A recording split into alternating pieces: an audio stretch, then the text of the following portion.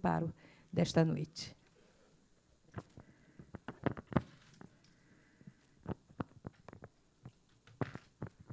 É assim? Sim. Boa noite. O preparo desta noite é o texto 77 do livro Vida Feliz, psicografado por Divaldo Franco, ditado pelo espírito Joana de Ângeles. No dia de hoje, pelo menos, coloca beleza nos teus olhos, a fim de fitares a vida com lentes mais claras. Liberta-te das impressões negativas que te acompanharam ao leito na noite passada e dispõe-te a encarar o mundo e as pessoas com uma dose de boa vontade. Notarás que o teu estado íntimo se renovará e tudo adquirirá vida agradável ao teu redor. A boa vontade em relação aos outros retorna como simpatia e camaradagem deles em relação a ti. Enfrenta o dia novo, disposto a vencer e conquistando o espaço bom que te está reservado no mundo. Os textos de Joana, na verdade, eles já são tão claros, né, que pouco a gente tem a acrescentar. Mas eu me lembro que eu ouvi há algum tempo uma frase que diz assim: você recebe da vida o que você dá para a vida. E isso é verdade, é verdadeiro. Se nós damos simpatia, se nós damos acolhimento, se nós damos um sorriso na rua, não precisa conhecer. Cruzou com uma pessoa, entrou no elevador, dá um bom dia, sorri. Não é aquele bom dia, que parece que não está desejando nada de bom dia, né? É um sorriso, uma carinha boa. E essa pessoa, às vezes, que está ali oprimida, com problemas, de repente, ela vai ouvir um bom dia de alguém olhando para ela, olhando nos seus olhos, aquilo vai amenizar o seu sofrimento, a sua compressão, né, aquele estado. E também à noite, quando a gente se deitar, para que o nosso dia fique um dia agradável, é importante que a gente faça uma oração. Não precisa ser nada longo. Uma oração bem simples, se dirigindo a Deus, nosso Pai, pedindo a Ele que permita que a espiritualidade, os espíritos amigos, nos levem a regiões em que possamos aprender, em que possamos assistir a uma palestra ou trabalhar. E, certamente, após fazer essa oração, Deus vai atender e nós vamos ter uma noite muito boa. Podemos pedir também que o nosso corpo físico seja refeito, se repouse, enquanto o espírito vai fazer esse trabalho. E, ao amanhecer, certamente, nós estaremos acordando com boa vontade, saindo de casa, olhando para as pessoas, para os nossos irmãos em humanidade, com boa vontade, com alegria. Muito obrigada, uma boa noite, boa palestra.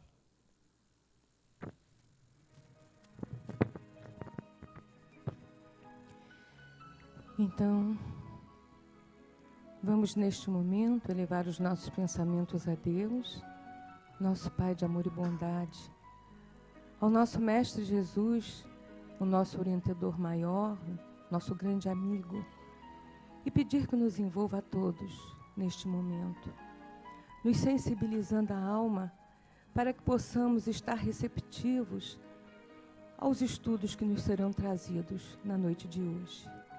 E vamos pedir também à nossa querida mentora Joana de Ângeles, que envolva carinhosamente o nosso amigo Paulo Nagai, nos estudos que ele trouxe para compartilhar conosco nesta noite. Graças a Deus.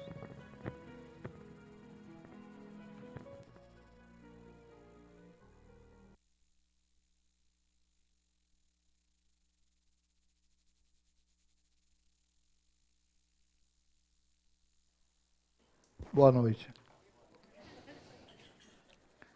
Acho que o cara faz um truque lá. Que Jesus possa nos abençoar mais uma noite de estudos e que esses estudos possam ser úteis para nós. O capítulo de hoje do Evangelho é o capítulo 16. O título é Não Podemos Servir a Deus e a Mamon.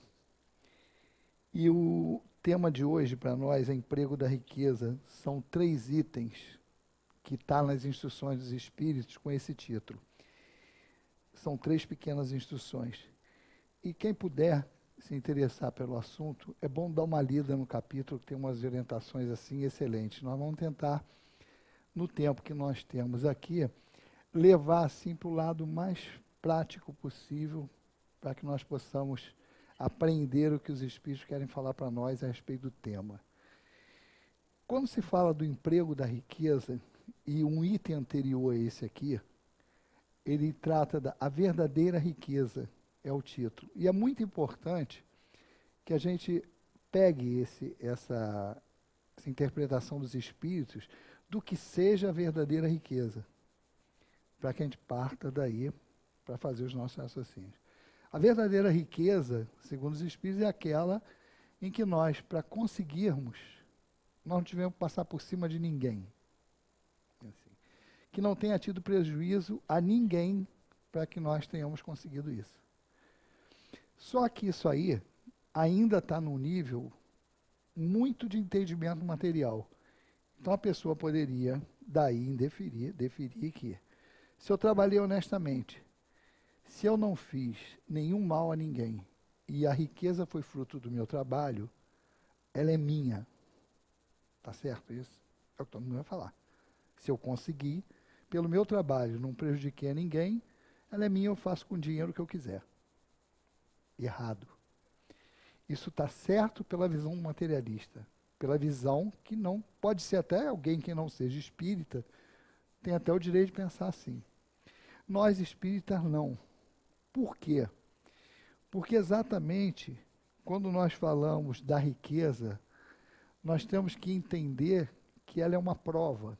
Como foi falado aqui no início, a prova da pobreza é uma riqueza. É uma prova. A pobreza é uma prova, a riqueza também. E o que isso quer dizer? Quer dizer que ninguém está representando o papel dentro da sociedade, e aí nós já vamos dar uma visão mais geralzona, à toa.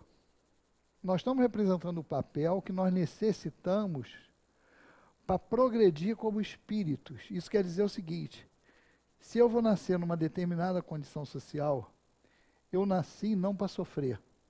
Eu nasci para aprender tudo aquilo que aquela posição me proporciona na vida de encarnado, para que eu carregue como espírito o resultado dessa experiência. E se eu vivenciar corretamente, eu vou levar as experiências boas. E se eu não vivenciar corretamente, eu continuo levando uma experiência, mas é aquela experiência do não fazer. Eu vou aprender como não fazer. Se eu fizer direitinho, eu vou aprender como fazer. Por que isso é importante? Porque da mesma maneira como a gente trata do corpo, e a gente fala, o corpo é meu, eu faço dele o que eu quiser, que também é errado na visão espírita. O corpo não é nosso. São empréstimos que Deus nos dá para que nós possamos progredir. Da mesma maneira, eu pego o corpo é um instrumento. Ah, foi papai e mamãe que fizeram. Sim. Geneticamente, está ali. Os construtores do carro. E a alma vai dirigir esse carro nessa encarnação. Mas também volta ao pó. Se a reencarnação é o meio que a gente tem de progredir, e para isso eu tenho um planejamento, é dessa visão que eu tenho que partir.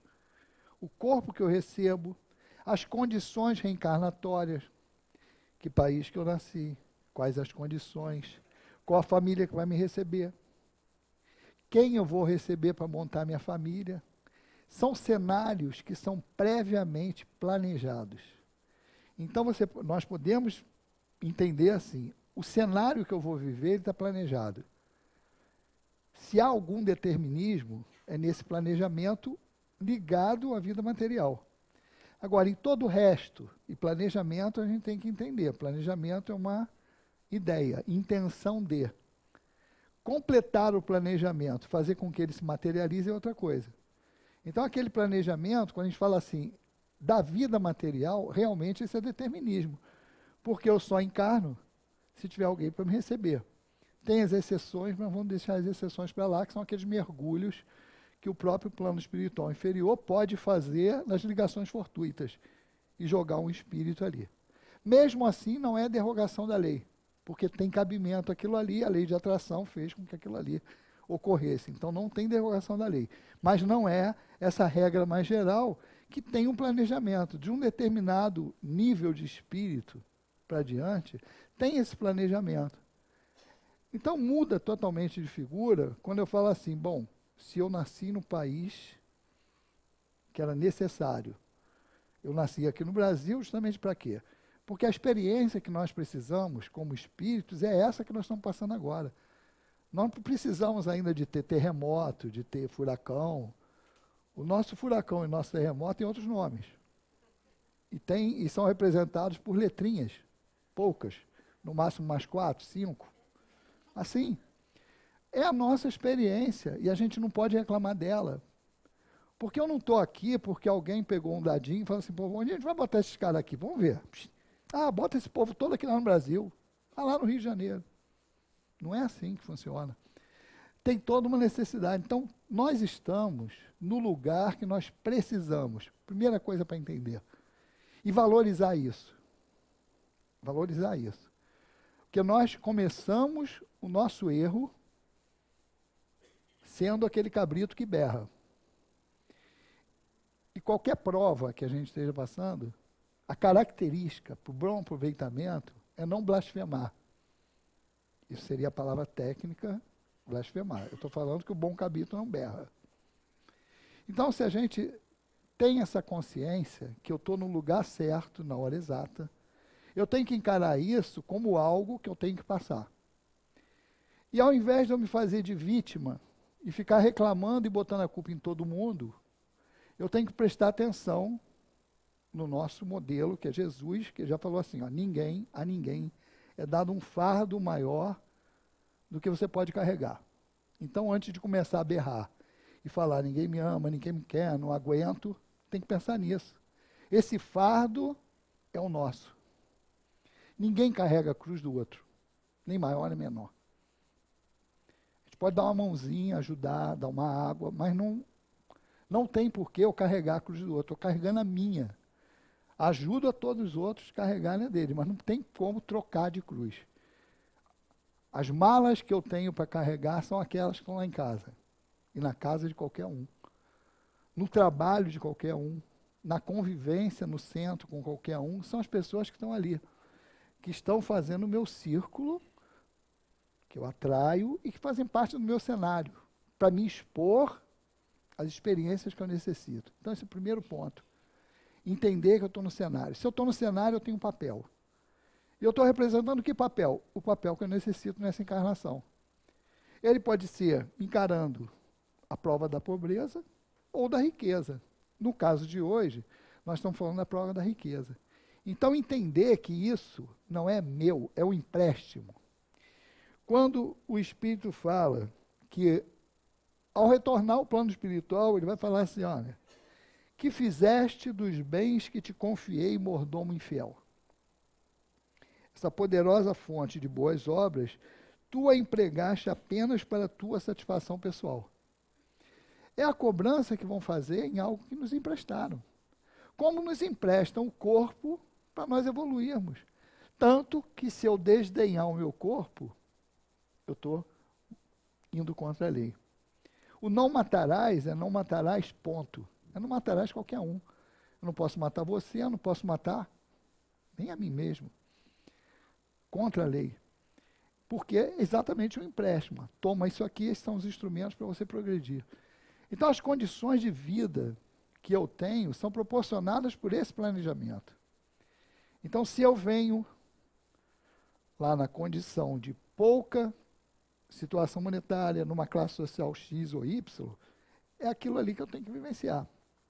Agora você vai falar assim para mim. Então, se eu vier nessa condição, eu tenho que ficar sentadinho, esperando tudo acontecer e não tentar mudar de papel? Sim, pode mudar. A lei de progresso é isso. Por isso que a doutrina espírita é uma doutrina que ela requer estudos e entendimentos. Você não pode olhar um pedaço do texto, um pedaço da obra e querer imaginar tudo. Porque você pode pensar assim, poxa, se está planejado isso, eu tenho que seguir o planejamento. Mas quem te falou que seguir o planejamento não é melhorar?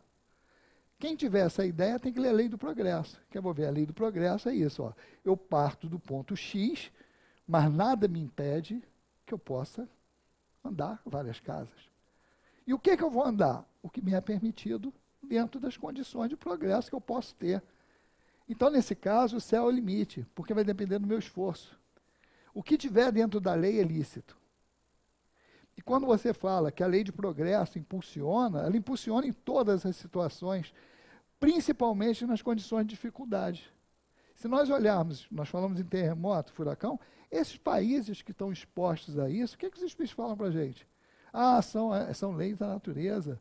A natureza vem e faz... Mas espera aí. Deus deu ao homem inteligência justamente para quê? Para superar essas condições. E nós observamos exatamente isso. Com o progresso, esses países, esses povos, esses espíritos que estão debaixo dessa pressão, dessas situações, o que eles fazem? Usam a inteligência para dobrar, dentro do possível, a natureza e vencê-la. Chega a um ponto que é o limite. Mas eu tenho que buscar sempre isso, a melhora. Por isso, é a condição que vai fazer eu progredir. Da mesma maneira, nós. Agora, é difícil, quando se fala assim, prova da pobreza, é mais fácil de entender, porque as pessoas ligam a pobreza com sofrimento. Então, eu estou passando por uma prova. Mas quando fala assim, prova da riqueza, quem é pobre fica chiando, ou quem não é rico, vamos fazer o contrário. Quem não é rico, fala assim, que moleza, eu queria ter essa prova. Porque, se vai sofrer, meu amigo, eu prefiro sofrer com dinheiro do que sofrer duro. Esse é o raciocínio mais simples que tem. E, de um certo ponto, não está errado se fosse tão simples assim. Mas não é assim. Por quê? Porque se eu tenho na pobreza, eu estou exposto a determinadas situações de dificuldade que são assim, eu quero e não posso ter. Olha só, quero e não posso ter. Dá um sentimento de frustração se você não trabalhar isso e não entender esse limite. Então, o mesmo entendimento que eu tenho que ter para olhar para cá e falar que eu estou numa situação necessária ao meu progresso, eu tenho que olhar aqui também. Só que é o seguinte, olha o outro ponto. Eu estou aqui, estou com dificuldade. Quero fazer besteira, não posso, porque eu não tenho condição de fazer. Volta para cá. Estou com toda a condição. Antes de eu encarnar, falar assim, olha, tu vai ter um bom emprego, tu vai ter dinheiro, vai morar bem, vai comer bem. Tudo aqui, ótima educação. Eu tenho aqui um material de partida muito maior do que quem está na condição de pobreza. Aí começa a vir o quê? A responsabilidade. A quem muito foi dado, mas será cobrado. Por isso que quando eu tenho um empréstimo, eu vou chegar, é exatamente lá a parábola em que o Senhor chegou lá, distribuiu um monte de moedas e depois ficou, e aí, o que tu fez? Um enterrou, o outro não fez nada, o outro gastou tudo, o outro botou para crescer, para multiplicar. Então é isso, a cada um que recebeu, o que você fez com o que você recebeu? E aqui tem uma passagem num desses 3 textos aqui que os Espíritos falam nessas instruções, que ele fala assim, aquele que você olha lá, e que realmente pegou aquele dinheiro e simplesmente botou lá no banco para multiplicar, meu amigo, tu é aquele avarão, aquele cara que ficou com medo de perder o teu dinheiro e botou lá no banco. Então, primeiro passo do entendimento, isso é um empréstimo, não é meu, vou ter que prestar conta. Isso aí tem que ficar claríssimo. E outra coisa, aqueles que estavam olhando, que estão do lado de cá e falam assim, prefiro para sofrer, eu vou sofrer, mas quero sofrer com dinheiro, tem o contraponto aqui, além da responsabilidade. Se eu for um espírito desregrado e quiser fazer besteira, eu tenho todas as condições materiais para fazer. Esse é o ponto. Aqui eu estou travado, eu tenho uma trava natural pelo cenário e pelo meu papel. Eu posso pensar, fazer muita besteira, mas eu não tenho condição financeira para fazer, para dar vazão àquilo. Se eu tiver numa condição social boa, mais tranquila, eu posso pensar qualquer besteira que eu vou ter condição de materializar. E aí mora o perigo. Então, esse é o ponto de trava de um e o outro está livre. Por isso que isso aqui é mais difícil, porque eu tenho que ter muito mais controle, e eu geralmente estou desavisado, porque eu já parto do princípio que a riqueza é minha. Esse é o primeiro ponto errado. Eu tenho que entender aquilo ali como uma condição que Deus deu. Ah, mas peraí, mas eu trabalhei para caramba para ter. É só olhar para o lado. Quantas pessoas a gente conhece que trabalham muito, e muitas, muito até mais competentes que nós, e não são ricos? Não precisa ir muito longe, não. Só olha assim, tem gente que trabalha igual a minha, mais competente do que eu, e nem emprego tem. Na situação de hoje. Então, tem um diferencial. Eu estou naquela situação para representar aquele papel. Por mais que eu me esforce, quando me esforço para ter aquilo, eu estou diminuindo o trabalho dos espíritos para me colocar naquela situação que eu preciso estar. Mas, se não fosse do destino, que a gente pode falar destino, que aí é sinônimo de planejamento reencarnatório. Se não fosse do meu planejamento, eu ser uma pessoa rica, eu não seria. E não adianta esse negócio de querer poder, não. Vai todo mundo hoje para casa, hoje é dia 15, eu volto aqui dia 26 de abril. Rezem até lá, todo dia, com toda a força que vocês têm, para ganhar na loteria. E vamos ver se consegue. Às vezes a gente fala algumas coisas, querer é poder. Não, querer é poder, mas tem um limite. Qual é o limite? A lei. E o planejamento reencarnatório é um ponto da lei. Se não for para eu ter aquilo, eu não vou ter. Por isso que quem estiver na condição pior, ela pode fazer o que for. Se não for da lei, ela não vai sair dali. Quem conseguiu sair é porque tinha cabimento dentro do seu planejamento superar aquilo ali. E outra coisa, quando nós falamos nesse cenário, no resto não tem determinismo, porque não existe determinismo nos fatores morais da vida. São escolhas. E aí sim, eu parto de um ponto aqui e o outro parte daqui.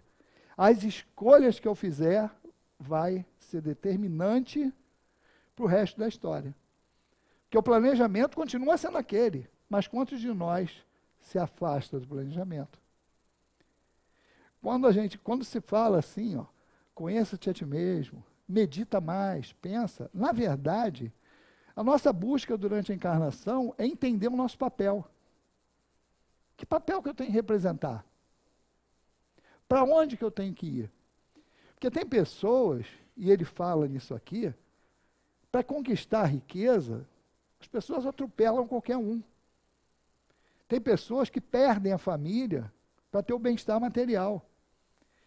E tem um dos espíritos aqui que até questiona, fala assim, peraí, você dá o mesmo? Aí ele fala assim, nós observamos que tem pessoas que jogam toda a sua energia para o crescimento material.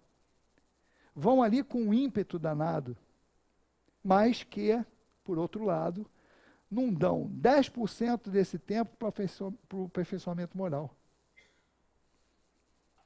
O que nós vamos levar? Se a gente sair daqui agora, morrer no caminho de casa, a gente vai levar o quê? A gente não leva carro, não leva dinheiro, não leva nem identidade que está no bolso. Olha só, esse negócio do meu nome, o meu sobrenome, não leva nada disso. Vai ser mais um. Então, a gente tem que ver, o que a gente vai levar daqui? A importância é essa, não é errado querer ter, o errado é só querer ter. É não querer o desenvolvimento. Os espíritos não falam para a gente, não é lícito, tem que viver na pobreza. Ninguém fala isso. Muito pelo contrário, é a lei de progresso, vai, corre atrás, trabalha, dignifica o trabalho, espalha isso. Agora, é até pouco inteligente nós sabermos que não vamos levar isso e só voltar a nossa vida para isso. É só lembrar as parábolas que Jesus contou. O cara lá, com aquele silo imenso, não tinha mais onde botar semente, foi construindo, pô, legal, agora tem lugar para caramba para botar semente. Coitado, hoje à noite eu vou vir buscar a tua alma. Olha, outra coisa que o Espírito fala aqui muito sério é assim, ó. Não, vocês têm uma mania, esses vocês são nós, somos nós. Ele fala assim, ó, vocês têm uma mania de falar, não, eu trabalho, me esforço para o bem da humanidade, para isso, aquilo, outro. Ele fala aqui, ó, direto, assim, na bucha. Mas, na verdade, vocês estão querendo atender o orgulho, o egoísmo e o benefício próprio. Quantos de nós falam assim, não, estou trabalhando para deixar para os meus filhos? Engano.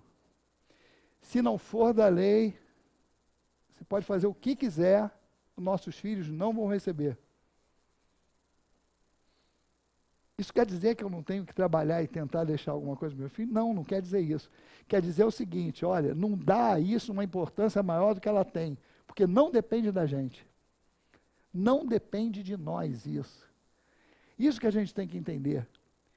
Se a gente está trabalhando e conseguindo as coisas, é porque aquilo ali faz parte do nosso planejamento. Tem cabimento. E olha só, antes que vocês pensem, não está engessado nada não. Isso é X mais ou menos alguma coisa. Nós temos o nosso livre-arbítrio depois desse planejamento, porque não é nem tolimento do livre-arbítrio. Porque o livre-arbítrio, ele começa a funcionar, por exemplo, vamos partir dessa vida. O meu livre-arbítrio nessa vida está começando nas escolhas que eu faço. E essas escolhas que eu estou fazendo, elas estão criando alguns determinismos para a próxima vida minha. Inclusive na formação da minha família futura. Porque esse negócio que todo mundo, hoje, tem uma cabeça de estou com todo mundo, não sou de ninguém, ninguém é de ninguém, aquele negócio todo, não sabe o que está arrumando para a vida seguinte. O pessoal reclama de uma sogra, vai ter umas 2, 3 ou 4 no decorrer, depois não reclama. Porque o pessoal só pensa nisso, mas não pensa que cada relacionamento desse, tu carrega uma sogra junto. Claro que isso é brincadeira, né? Para aliviar um pouco, a gente só está falando para a gente não ir para baixo. Mas a gente tem que pensar nisso, de uma forma geral, são os relacionamentos que nós estamos construindo que a gente vai carregar. Em algum momento das nossas encarnações, nós vamos ter que desenrolar isso.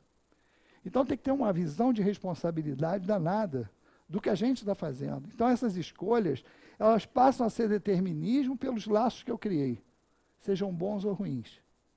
Na parte material, também, o que eu estou fazendo com esses bens que eu recebi, ou que eu não recebi, da maneira como estou me comportando, eu estou criando algum determinismo.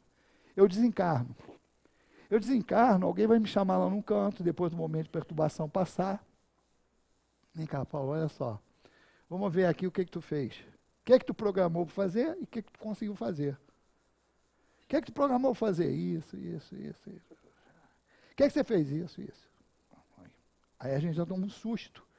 Porque a gente viu que é igual a avaliação no trabalho, né? O cara pega aquilo tudo que ele programou para fazer no início do ano e no final do ano ele vai ver o que tu bateu de meta. Então é isso aqui. A gente vai tomar um susto. Caramba, eu pedi isso tudo. Pô, não estava consciente quando eu pedi. A gente sempre vai falar isso. Mas a gente vai passar pela mesma coisa que o cara vai fazer. Então vamos sentar aqui de novo, vamos planejar a próxima. Nós vamos estar usando o nosso livre-arbítrio relativo, que é proporcional à nossa capacidade como espírito, porque aí, se a gente não tiver capacidade nenhuma, não vai nem no trabalho, que a gente não tem que escolher nada. O cara só vai fazer, ó, Paulo, faz isso, e isso é o melhor para você, e pronto, toma, cumpra-se. Mas se a gente já estiver no nível legal, a gente vai discutir, pô, mas eu queria isso, não, isso aqui não pode, aquilo pode e tal, programamos.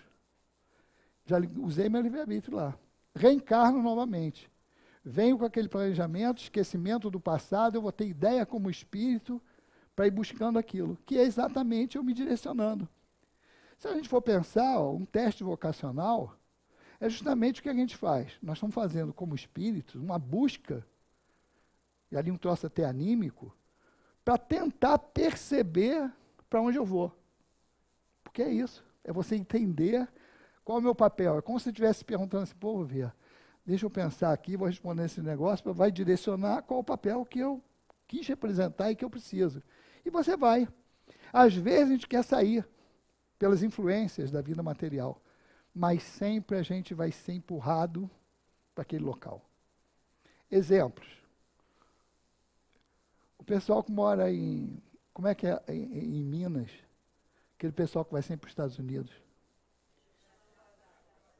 Governador Valadares. Eu já falei tanto nisso que eu acho que o pessoal joga praga, eu esqueço qual é o nome. Governador Valadares. O cara, planejamento dele, Governador Valadares. Aí o cara fica pensando nas encarnações passadas dele e fala assim, pô, vou para os Estados Unidos. Aí vai. Deus chega lá, expulsa ele para cá de novo. Aí o cara, pô, vou para lá. Aí fica. O que é planejamento? Se tivesse planejado, o cara foi, pode ter ido uma, duas, mas ficou, planejou. Estava planejado, porque ele ficou lá. Os que voltaram têm que se mancar, voltou mais de 3 vezes, assim, cara, não é para eu reencarnar lá. A minha reencarnação é no Brasil, fica. Profissão, aí o cara fala assim, isso aconteceu, eu já contei até isso aqui. Lá no Leon Denis tinha uma pessoa, o Altivo contou a história, mas não falou quem era e também não interessa, que ela assim, fez vestibular para medicina uns 6. No 6º, se mancou, fez um receituário plano espiritual. Olha só, será que realmente, pelo menos teve a humildade, falou assim, pô, será que realmente é essa a profissão que eu devo seguir? Porque eu estou tentando há tanto tempo, que se o Espírito falasse, olha, é por aí mesmo e tal, iria conseguir, vai de novo, vai lá tentar. Aí o Espírito falou assim, Fulano, para um pouco, pensa, vê se tem alguma outra coisa que você gostaria de fazer e tal, para encurtar.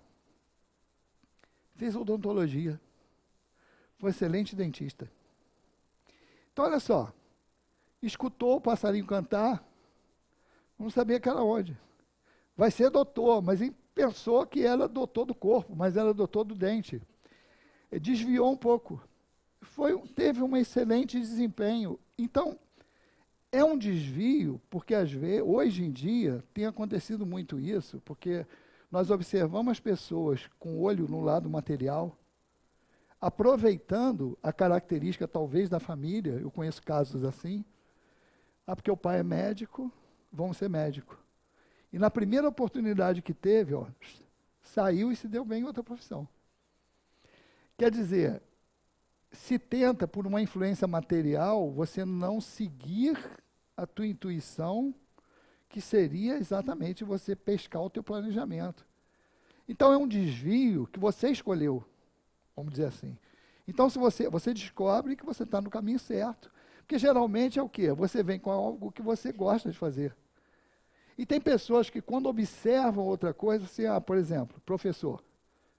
Que professor, para ser professor, o cara tem que estar muito consciente disso mesmo. É uma missão legal, com responsabilidade. Aí a pessoa vem, não, mas eu fiz, mas ganha pouco.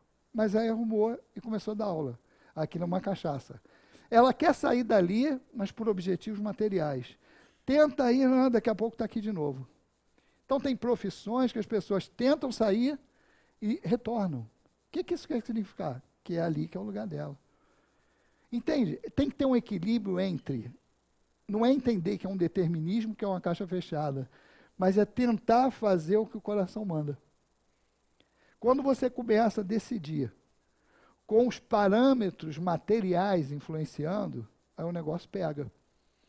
Porque você não vai querer fazer o que o teu coração, aí no caso, que é o que o espírito está tentando entender para fazer, tu começa a jogar variáveis materiais, tipo, tem que ganhar dinheiro. Então você prefere não fazer o que você gosta, o que você está pedindo inconscientemente, para querer buscar um bem material. Ou então, tu está até na profissão correta, mas você não está desempenhando o papel corretamente, porque você, com o objetivo de servir a Mamon, que simboliza aí o bem material, você sai atropelando todo mundo. E isso é um comportamento errado. Por quê? Nós estamos botando o bem material na frente do moral. E aí o Espírito vai esclarecendo aqui, então, como que seria aproveitar bem a riqueza? Ele dá uma citação aqui, ele fala, amai-vos uns aos outros. Nela está o segredo do bom emprego das riquezas. O que ele quer dizer isso? Amai-vos uns aos outros. Você respeitar. E você pegar aquele bem e você distribuir. Como distribuir? É interessante que ele esclarece algo aqui, que até no meio espírita, às vezes, a gente dá bobeira nisso. Você pega, às vezes, estuda a obra básica e você tira ela, não consegue.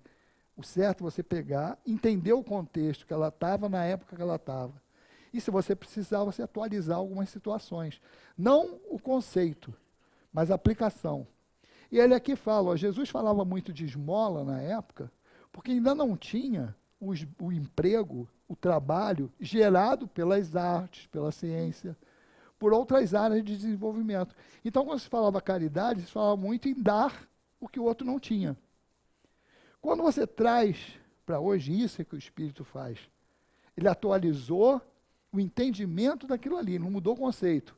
É dar o que o outro precisa. Mas depois do desenvolvimento, ele não está precisando mais da esmola. Ele está precisando de trabalho. Ele precisa do peixe no primeiro momento, para matar a fome.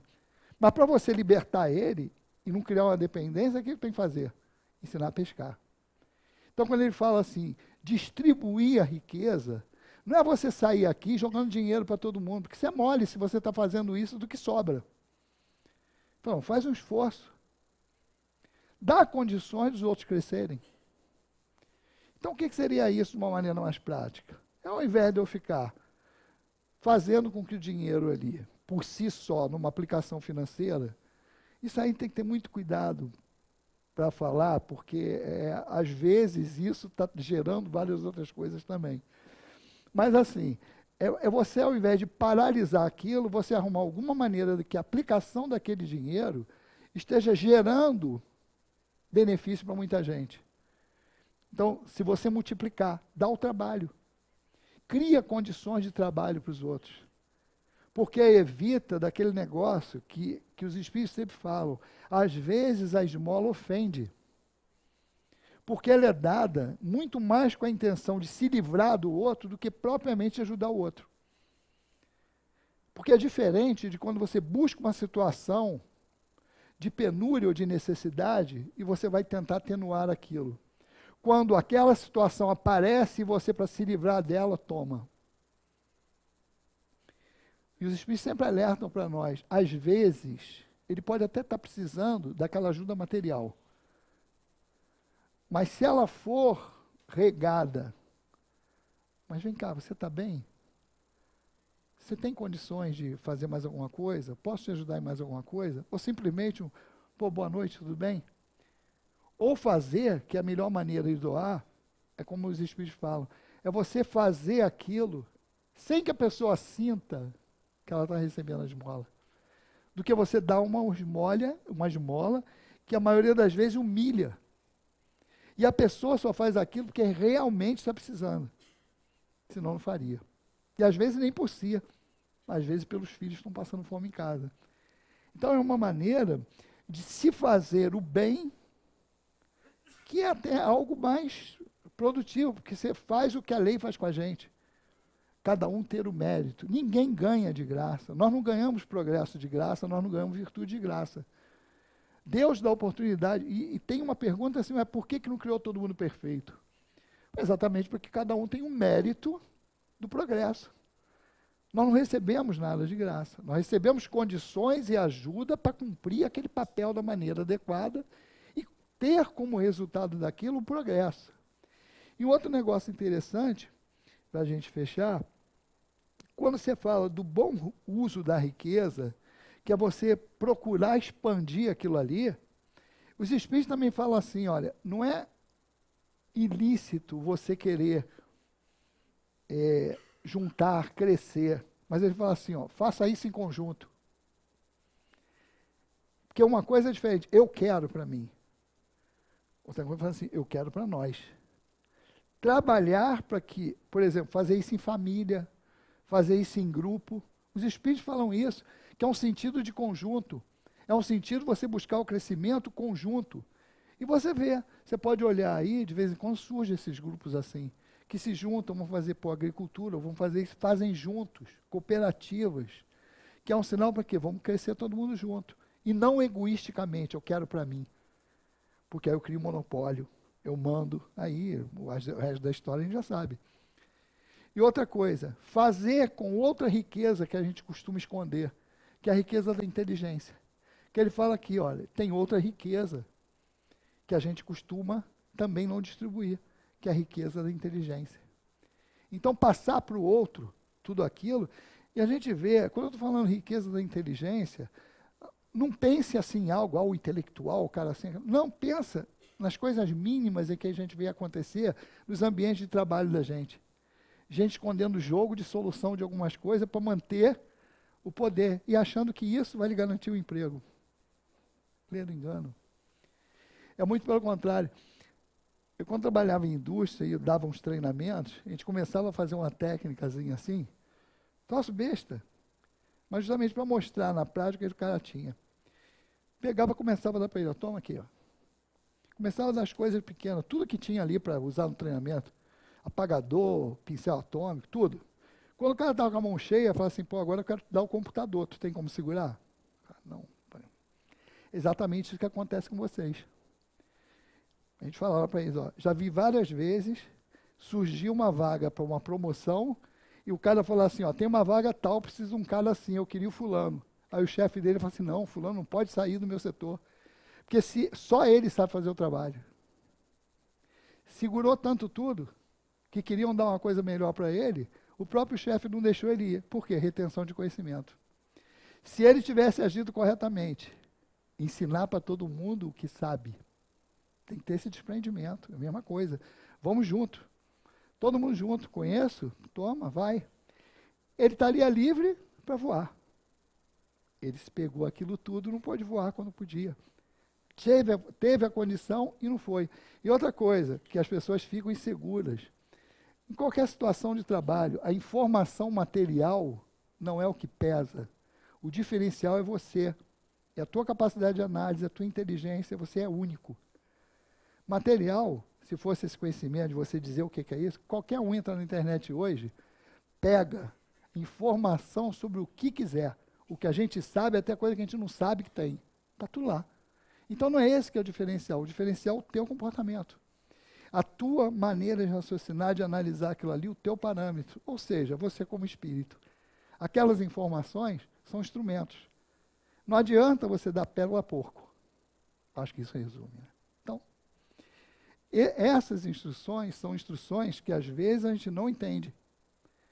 Porque realmente são difíceis da gente entender, porque você entender que quem deu essa condição para mim foi Deus dentro dessa harmonia da lei, é muito difícil. Mas se a gente não entender isso, não vai cumprir esse papel de uma maneira correta, porque vai estar achando que está agindo com o que é meu e eu faço o que eu quero.